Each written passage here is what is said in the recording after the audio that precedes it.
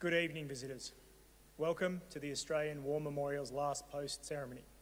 My name is Chris Weidenbar, and joining us today from the Australian Army is Major Graham Hales. We warmly welcome the family of Acting Corporal Desmond Cecil Tully, whose story will be told shortly. We welcome the veterans that have served, those that are still serving, and the families that love and support them. We acknowledge the members of RSL and Services Clubs Association, RSL Victoria and RSL Queensland who are watching the broadcast of this ceremony across Australia. During this evening's ceremony, wreaths will be laid at the base of the pool of reflection by family and by visitors to the memorial. I now ask all who are able to please stand and join in singing the national anthem.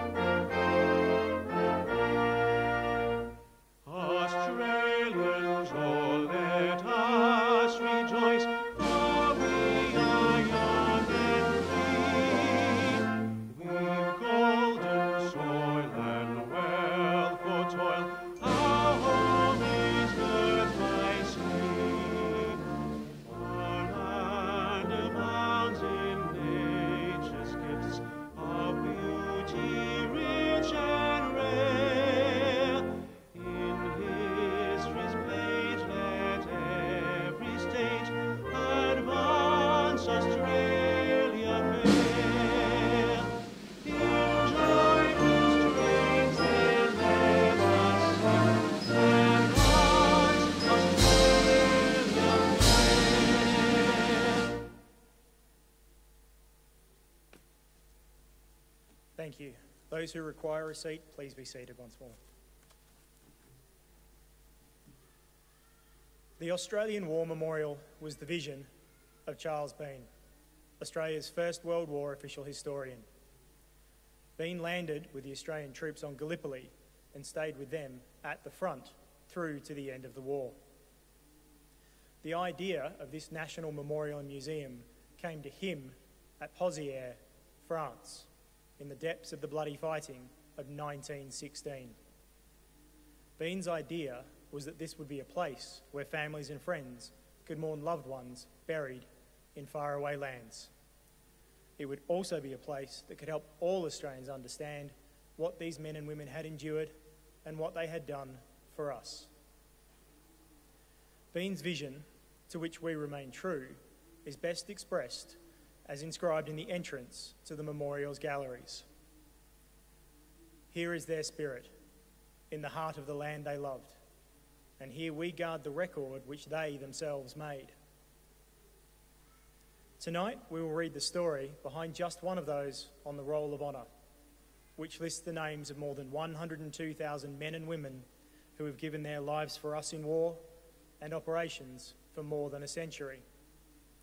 But first, we present a lament, Flowers of the Forest. Wreaths or floral tributes will now be laid at the base of the pool of reflection.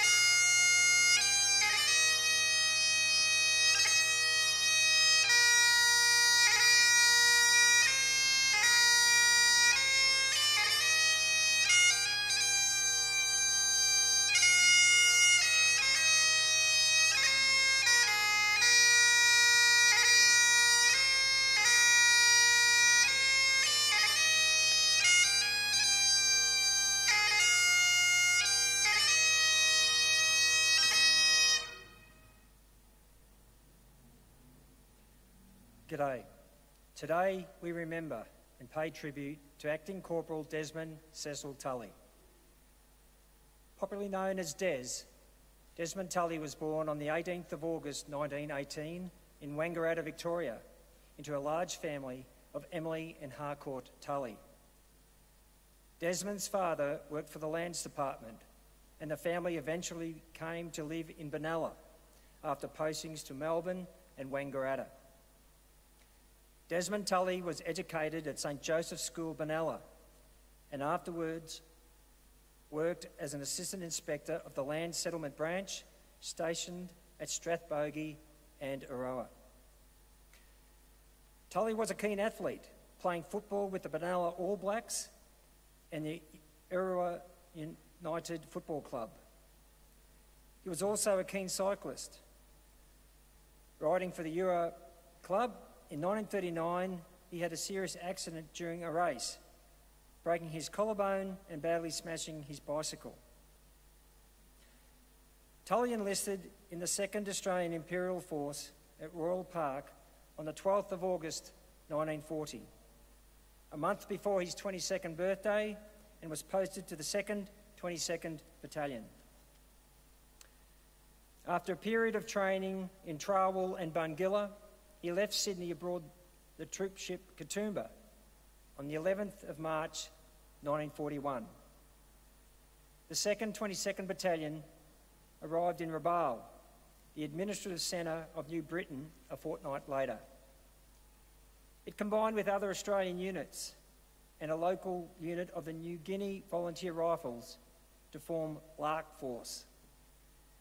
Lark Force was responsible for protecting nearby airfields and a seaplane base at Rabaul, as well as providing early warning of Japanese movements through the islands to Australia's north. Lark Force spent the next few months constructing defences and training for operations in a tropical environment. During this time, Tully was appointed Lance Corporal and classified as a driver mechanic. On the 4th of September 1941, he was promoted to Acting Corporal. Japanese bombing of New Britain began in early January 1942 and increased in intensity over the following weeks. On the 22nd of January, Lark Force withdrew from Rabaul, waiting on the western shores of Blanchet Bay for the inevitable Japanese landings. These began at 1 a.m. on the 23rd of January 1942. By 9 a.m, communication failures and overwhelming Japanese strength had destroyed the cohesion of the Australian defence. The Lark Force commander ordered withdrawal on the basis of every man for himself. Unprepared for retreat, Lark Force disintegrated. Over the following days, groups ranging from company strength to individuals sought escape along New Britain's north and south coasts. Some found small boats and got away. Others were picked up by larger vessels operating from New Guinea. Around 400 members of Lark Force managed to return to Australia. Sadly, Desmond Tully was not among those who were rescued. He was initially declared missing, and news of his fate was slow to emerge.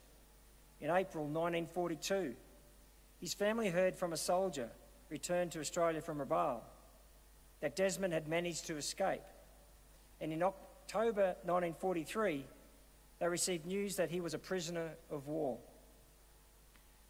2 years later, in October 1945, Sydney Probate Court received an affidavit from Lieutenant Colonel B.J. Dawson, stating that in February 1942, Tully and a plantation manager named Brian Sweetapple had planned to follow the coast to the evacuation port.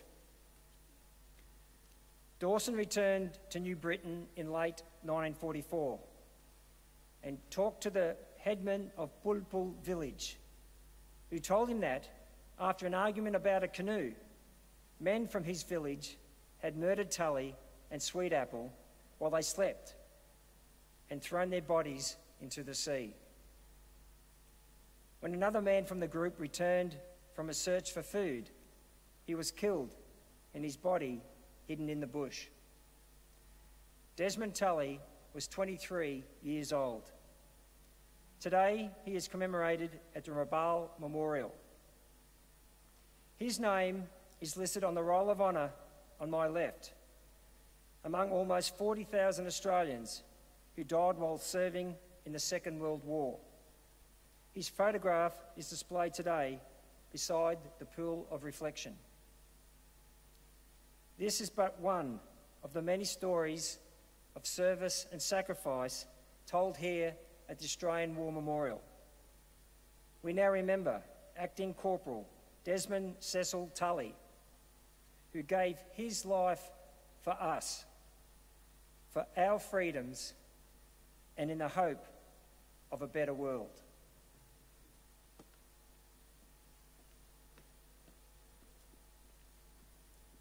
I invite all who are able to please stand for the reading of the ode and the sounding of the last post.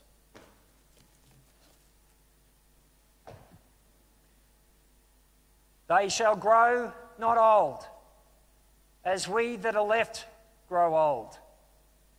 Age shall not weary them, nor the years condemn. At the going down of the sun, and in the morning, we will remember them. We will remember them.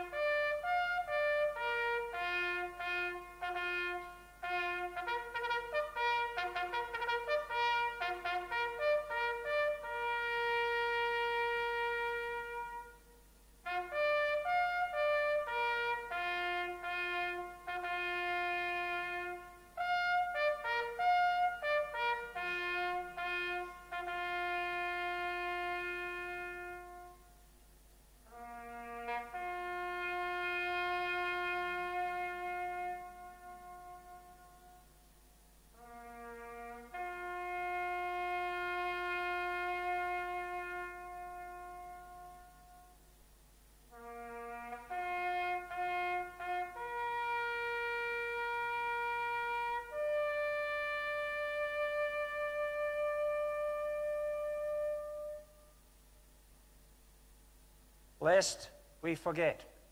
Lest we forget.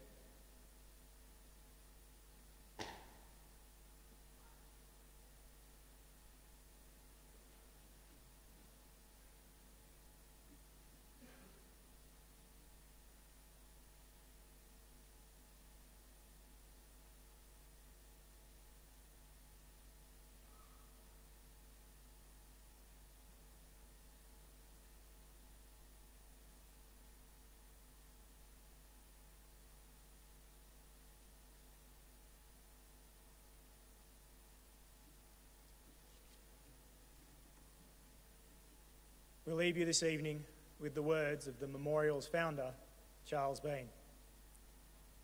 Many a man lying out there at Poziere or in the low scrub at Gallipoli, with his poor, tired senses barely working through the fever of his brain, has thought in his last moments, well, it's over. But in Australia, they will be proud of this. Ladies and gentlemen, girls and boys, that concludes the last post ceremony. We thank you for visiting the Australian War Memorial and wish you all a very good evening.